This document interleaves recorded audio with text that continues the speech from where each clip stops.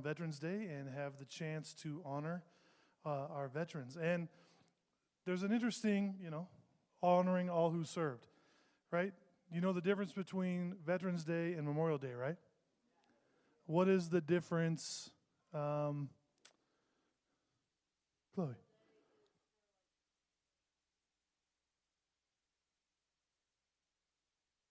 Right.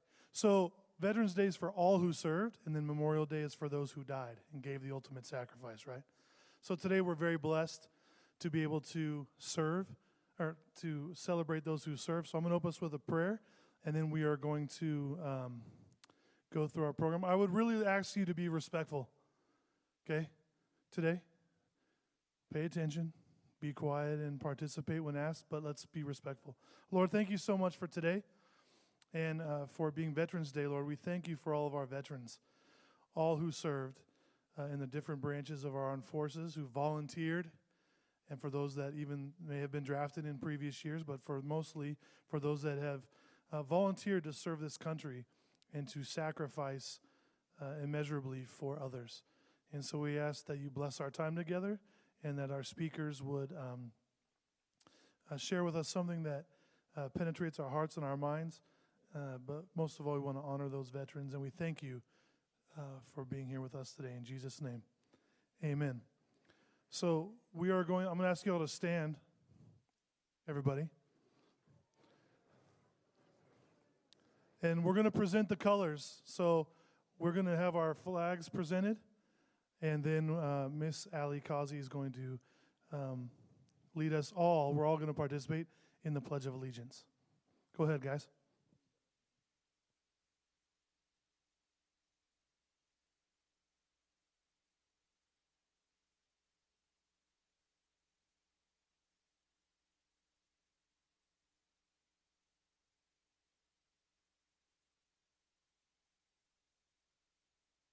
Anthem, not the pledge, but the anthem.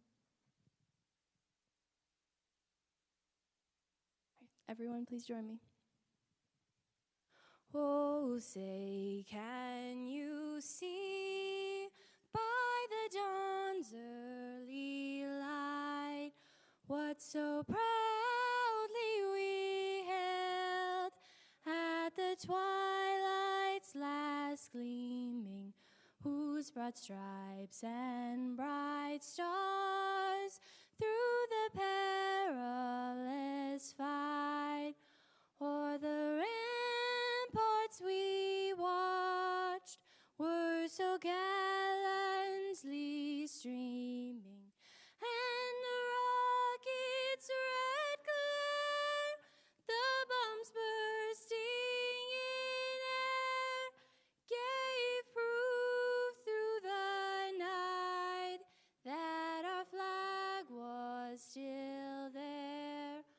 Oh, say does that star-spangled banner yet wave o'er the land of the free and the home of the brave?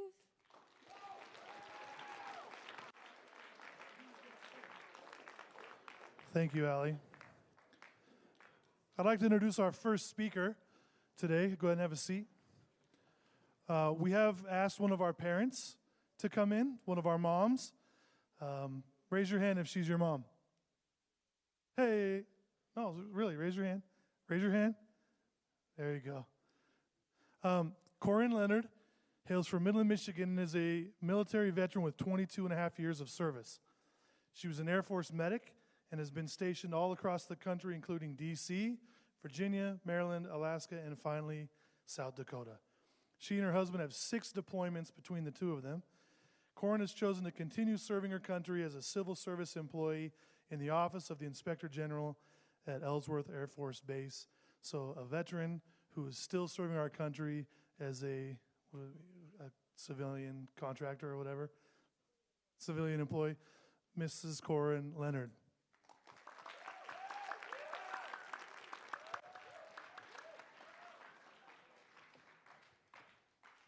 Thank you, Mr. Bittner. And thank you all so much for having me here today. It's a privilege to be able to share just a little bit of my story with you. It's not that exciting, I promise, but I'm going to kind of give you a synopsis of my time in the military. Again, my name is Corinne. I am Michaela and Madison Leonard's mom. I told them I wasn't going to embarrass them, but I'm like really tempted to like do a little dance or sing a little song or something fun, but I won't. Not only am I a veteran, and I spent 22 and a half years in the military, but my husband also spent 20 years in the military. So my children are truly what we call military brats. Just so I have an idea of who is with me today. So stand up if you have a family member currently serving in the military. Currently serving. Cohen Henry, stand up. Thank you, sir. Okay, stay standing. Stand up if you have a family member that has previously served in the military. Look at you guys. This is awesome. I had no idea. So take a look around. Almost everybody is standing. Okay, and if you're not standing right now, stand up if you know somebody in the military or a veteran. That's everybody. Yeah. All right, you guys can have a seat. Thank you. So when you look around, I had no idea the number of military families that were actually in the school here. You know somebody that has given up something or sacrificed something in their life to serve their country. Mr. Bittner asked me to talk today specifically about what it means to sacrifice in relation to my military career, my family, and community. So I'm going to give you a quick look at my life after joining the military. I joined when I was 20 in 1998. Good times. 22 years of active duty, 1 deployment. We've owned 3 houses in 3 different states. We've moved a total of 10 times in 5 states. I've worked in the intensive care unit. I've worked in family health, pediatrics, health promotions, medical education and training, clinical medicine, and finally the Inspector General's office. I've saved lives. I've seen people die. I've cared for grieving families, and I've rejoiced with others. I've mentored airmen through good and bad. I've seen families become stronger, and I've seen families fall apart. I was an instructor and an educator. I learned followership and leadership, and I can't not talk in military acronyms. I have a really hard time with that. It was a whirlwind for 22 and a half years, but I don't regret a single minute of it. I was stationed at the Pentagon straight out of my technical training school. My husband, Mike, and I met in January of 2000. We were married in December of 01. So I was active duty, and I was the wife of an active duty member. And in the military, we call that dual military, when both spouses are active duty. So from that quick little timeline from 2000 to 2001, you know we were in D.C. for the September 11th attacks. That's another story for another day, but I do remember standing outside of my evacuated building on Bolling Air Force Base, looking across the... Excuse the interruption, please. At this time, please release all girls' middle school basketball players. Woo, go middle school girls. Go Comets. Okay. You're excused, Miss Kelly, thank you. Okay, so with that being said, I do remember standing outside of my evacuated building. I was actually working on Bolling Air Force Base that day and looking across the Potomac River and watching the smoke billow out of the Pentagon and thinking, oh, thank you, Jesus, for not having me work there today. But like I said, that's a story for a different day all on its own. Mr. Bittner pointed out that we had 6 deployments between the 2 of us. My husband had 5 of those 6. His first deployment was to Iraq in 2003. We hadn't even been married, not even quite 2 years at that point in time. Friends, there was no such thing as FaceTime or Skype. Can you even imagine it? So all we could do was talk on the phone, like the actual dial the phone and have a conversation once a week. That was about all we got. I remember during some of those phone calls, because he was in Iraq, there were sirens sometimes in the background signaling inbound attacks and different things, and he'd have to go really quickly, and then I might not hear from him for another week or so to know that if he was okay or not. His second deployment was to Guantanamo Bay, Cuba in '05. I was actually pregnant with Michaela, so he was gone almost my entire pregnancy with her. He did make it back in time just a few weeks before I delivered her. She was born in Maryland, and then I had 8 weeks off of work, and then I went back to work, 12-hour shifts in the ICU, night shift. Yeah, good times. So my husband took care of Michaela as a very, very teeny tiny baby all night. And then he got up in the morning and went to work. In November of '05, we got tagged to move to Alaska. Maddie was born in Alaska. We drove from DC to Alaska with Michaela, who was 4 months old at the time. We had Maddie in '07, and then 4 months later, so she was 4 months old, Mike deployed for the third time to Afghanistan. And he was gone for 10 months, so he literally missed Madison's entire infancy. He left, and she was a teeny tiny infant, and came back, and she was a tornado, is what we like to refer to it as. Because she was a toddler running around and getting into everything. His fourth deployment was back to Iraq. I think that was in 2010. I can't remember, it was either 9 or 10. And his final deployment was in 2015 to Kuwait. At that point, the girls were old enough to understand what was going on in the world and what a deployment really, truly was. We had to have some really hard conversations when they asked us, is Daddy gonna die while he's gone? Those are some heartfelt, get you right in the feels kind of conversations that you have with your kids when you're an active duty member. So far, 5 deployments for my husband. Just for deployments alone, 2.5 years he missed out on family time. When I sat down and I added up and just kind of a rough guesstimate between all 6 of our deployments, all of our temporary duties for training and different conferences and things, we spent a total of about 5 years apart after I added all the time apart up for different things that we've done. So 5 years of that. We've missed so many birthdays and holidays and anniversaries that we've just kind of stopped counting at this point. But through all of his deployments, I was the constant. I was the stay-at-home mom. I was the active duty member with a mission, and I was thousands of miles away from family. As Mr. Bittner said, I'm from Michigan, and we were in Alaska for several of his deployments. I didn't have the luxury of asking my family to babysit for a few hours while I ran to get groceries or get a couple of errands taken care of. My children did not have the luxury of growing up near any of their extended family. They still barely know their grandparents because they only see them every couple of years. They have cousins that they have literally never met before because my brother was also in the Air Force, and it was really hard for us to coordinate time to be home together. What I did have, though, was community. I had friends in what I like to call framly, my friends that are my family, that wrapped around us while he was gone. I had neighbors that literally would plow my driveway in the middle of winter while we were in Alaska just to help us out just a little bit so I wasn't out there at 10 o'clock at night after I put the girls to bed to plow the driveway on my own. I had friends that would take my kiddos and just go do something fun just so I could catch up or take a nap and just kind of have a little bit of time to myself. I had supervisors and work centers that allowed me to have some flexibility while he was deployed. I had people that had been in the same situation that knew what I was going through supporting me.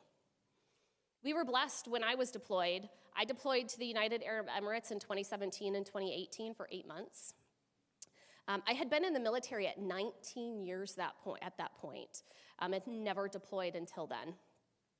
The girls were in middle school, and then we knew it was a quote-unquote safe deployment, if you will. I did a lot of traveling while I was in the United Arab Emirates, which was awesome.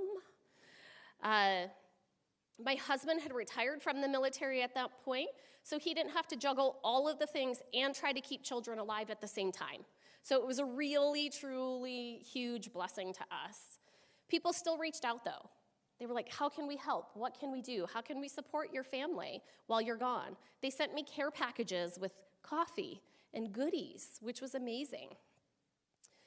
When I sat down and wrote this kind of all out, just kind of that quick synopsis of what our family looked like for 22 years, I see some of the sacrifices that we've made. But my husband and I, we don't think of our time in the military as sacrificing. We thought of it as our job, and it's something that we needed to do, and we needed to get done. Every deployment, every TDY for training, every 12 to 15-hour day or night, every phone call to say, I have to work late. Something just came down the pipe that I have to take care of. It's got to get off my desk tonight. It's just what we did. It's how we functioned. It's who we are as military members. It's normal for us. But to us, it's no different than anyone else. It's no different than anyone that's not in the military. People that are hustling, working crazy hours, being a single parent, doing what needs to get done to survive and function and provide for their family. It has been really hard at times, like really hard, like eyeball deep hard, and how are we going to get out of this hard? Or how are we going to get through this hard? But the Lord has provided in more ways than I could possibly even count. As a family, we've always had to rely on each other. It's always been just the four of us because we have not had family around. So we're pretty tight. Well, I guess as tight as you can be with teenage daughters. We have been able to travel. We lived in some really cool places. We have friends across the world that are like family, and anytime we see them, we pick right back up, right where we left off. It's like we've never been apart. I have military kids, like Cohen Henry. These kids, I will love and support and protect just like they are my own. We were actually stationed in Alaska with Cohen's parents, and then they're here, and so they're some of our best friends. I love you, Cohen. You're welcome. Today, though, is a day that we honor men and women who have committed to protect our great nation and our country. So I see some adults in here and teachers. So if any of you are military veterans, would you stand up for me? Are any of you? Yay, thank you. Clap, clap, clap.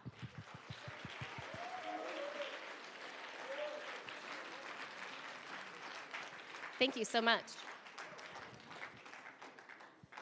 My challenge for you guys as students, don't just look at a veteran and say, hey man, thanks for your service. We certainly appreciate it.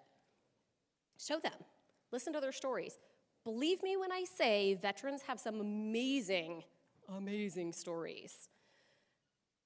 Perform a random act of kindness for them. Get involved in an organization that supports veterans. But it's not just about the veterans that sacrifice. It's about the sacrifice of their families also. Volunteer to babysit somebody's kiddos of a deployed member. Drop off some dinner for somebody so you don't have to cook.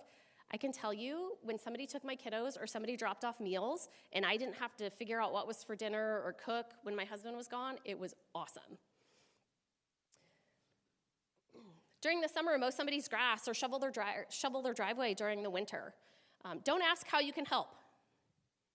Don't ask. You know why? Because we're going to tell you, we're fine. We got this. No big deal. We got it handled. This is what we do. This is how we function in life. Just do something, no matter how small. You guys, almost every single one of you stood up. But those kiddos that stood up when I asked if they have a family member in the military, check on them. They're always the new kid. They're always moving. They're having to make new friends everywhere they go. They worry, more than you know, about their deployed family member, about their parent that has PTSD. Check on them. Include them. Get to know each other. Ask them questions. You might have something in common.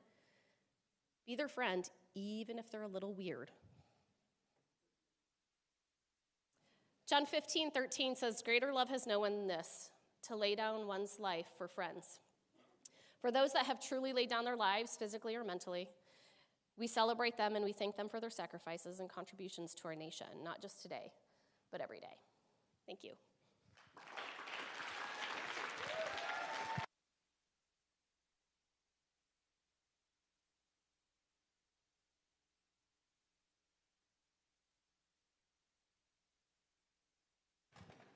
Thank you, Corinne.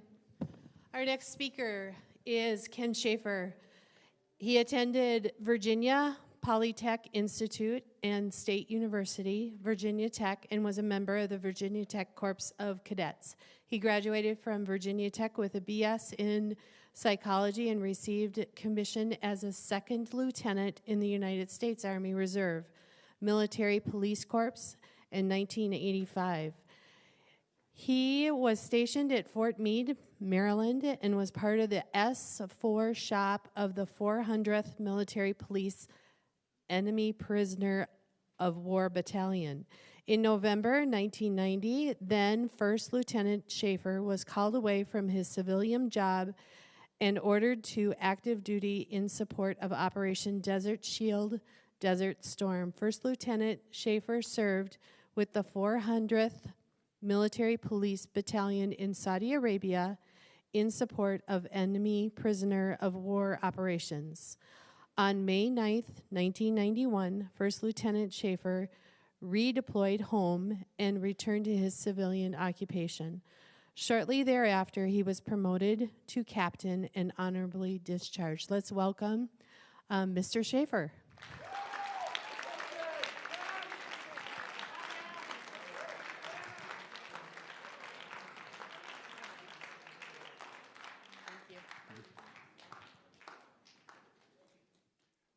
So most of you know me. Some of you actually know my story. You might know part of it. What I did, and I guess what I'm going to kind of do is what I did in Desert Storm a little bit, because that seems to be the most exciting part. It's better than pushing papers or just going to training. So I was working in a civilian job, and I got the call. And the call was, you got 3 days to get kind of your act together and get to Fort Meade because we're going to deploy, because a guy named Saddam Hussein has taken over a country. And so I said goodbye to my girlfriend, my family, and went to serve and went overseas. I am an only child. A lot of kids that I teach know that. I don't have any brothers or sisters. My parents are my family. And I can tell you that Desert Storm was the big show for CNN. It was the first time a war had actually been covered kind of live stream, where you could see what was going on while it happened. And my parents were glued to the TV, hoping to get a sight of, I guess, their son, I guess me. At that time, there were no cell phones. There was nothing like that. We didn't have GPSs. We lived in tents. We didn't have hard stands, so we're living in tents. And my parents, with me being an only child, this was kind of their life. They would come home from work and just sit in front of the TV.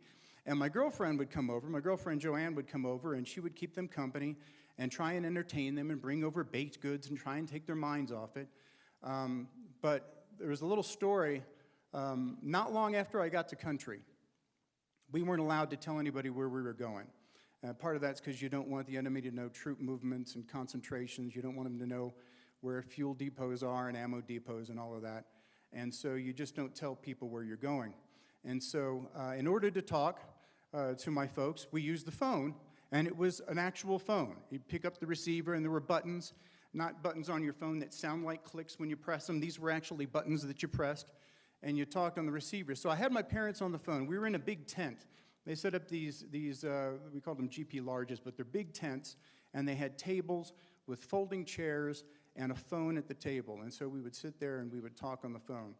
So I had my parents on the phone, and we're talking, and I'm asking them how they're doing. Oh, we're doing fine, and they're telling me about their day. And they ask me how I'm doing, and, I give them the answer, fine. Well, what are you up to? Nothing. It's just pretty much what kids say to their parents, right? It's just pretty simple.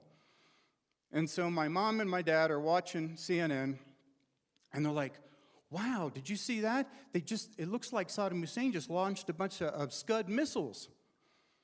And I said, really? And about that time, the sirens went off where I was, the missile sirens. And my parents heard that because they're pretty loud. And he said, "What's going on?" I said, "The missile sirens are going off. I've got to go." And I hung up on my parents.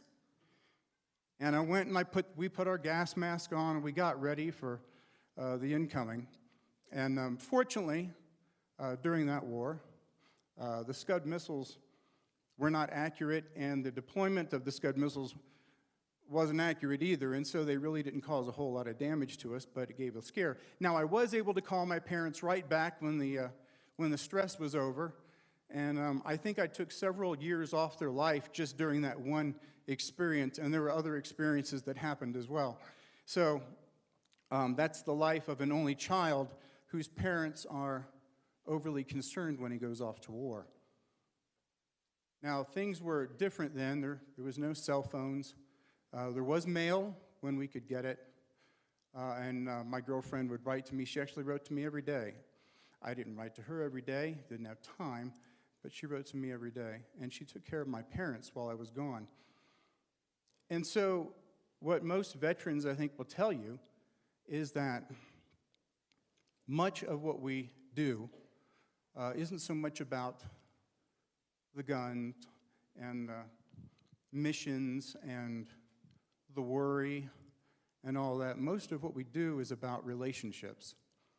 We have relationships with those that are serving under us. I had relationships with those that I served under, and I had relationships with my peers. One relationship I didn't have was with Christ. I was not saved at that time. I didn't have a need for God. I was in the military. I was an officer. I was trained. I didn't need God. But the funny thing was, the person that I hung out with the most on deployment was the battalion chaplain. There was something about him. And we would talk, and we would reminisce, and I guess he would counsel. I found out later my girlfriend was writing letters to him to have him minister to me. I didn't know that at the time, but she had sicked the battalion chaplain on me. But there was something about him. And you know what that something was? It's the same thing that we have as our motto, same thing as we have as our slogan this year. I saw Jesus in him. And there was something about seeing Jesus in him that was attractive to me, even in the desert, even in a tent. So ultimately, the war was over, at least for us, and I came back home to my family, to my girlfriend, and by the way, my girlfriend was a Christian. Joanne was a Christian. And what I ignored before, I couldn't ignore any longer. And so I found out that she was true to me. She had waited for me. She had supported my parents. This woman is a keeper. So within the year, I asked her to marry me. And at the same time, I accepted Christ.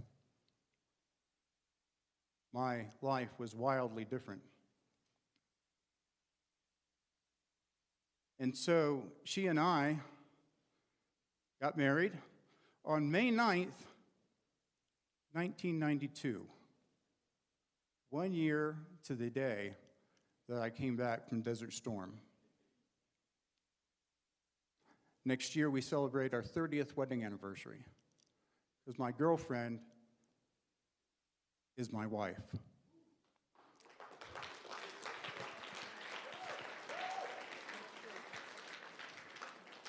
And the God that I didn't think I needed in combat is the King and Savior I absolutely need in peacetime. So that, in a little nutshell, is my story. And that the takeaway is relationships matter. Relationships with God matter most. Thank you. Thank you, Mrs. Schaefer. That's pretty spot on that God works all things for good, right? So you may say, why war? Why to go off the war? Well, it took a guy who didn't know him, changed his life around, brought him back home, changed his life, and then he's here impacting our lives with teaching us the Bible and stuff. It's fantastic. Now we get done. What time do we get done? We still have another about 5 minutes, right? Perfect. We have just time. We're going to do one more thing. And Mrs. Leonard kind of stole my thunder a little bit. I had a whole plan, but she already kind of did the same thing. But there's this thing that usually at memorial concerts or Veterans Day concerts, they call, there's usually a performance of the Armed Forces Medley. And so you know that all the branches, you know the 5 branches? You do? What are they, Benson? Army, Navy, Air Force, Marines, Coast Guard. That's right. I heard it. Space Force is, I guess it's number 6. But anyway, I don't know if they have a anthem yet. But the Air Force Medley is what they do at a lot of these concerts where they put together the 5 anthems or songs from each of the military branches. And so we're going to show a video of that. And what I was going to do is I was going to say, because normally like at these concerts, they say, if you served in this branch or are serving in this branch, stand up. I was going to have you stand up if you had a family member ever who served in that branch or currently served or whatever. But we already kind of did that. But I think we're going to do it again anyway. So we're going to start. I think the Army's up first. So whenever the next branch comes on, if you have a family member or anyone who's ever served in that branch, I want you to stand up and stay standing. And by the end, we're all pretty much going to end up standing, which was going to be really, no, you can stay standing. And then people will join you at every one. So Tyler's going to put that up here, and we'll all kind of participate, and then we will dismiss. Yes, sir. Is that good? All right. So here we go.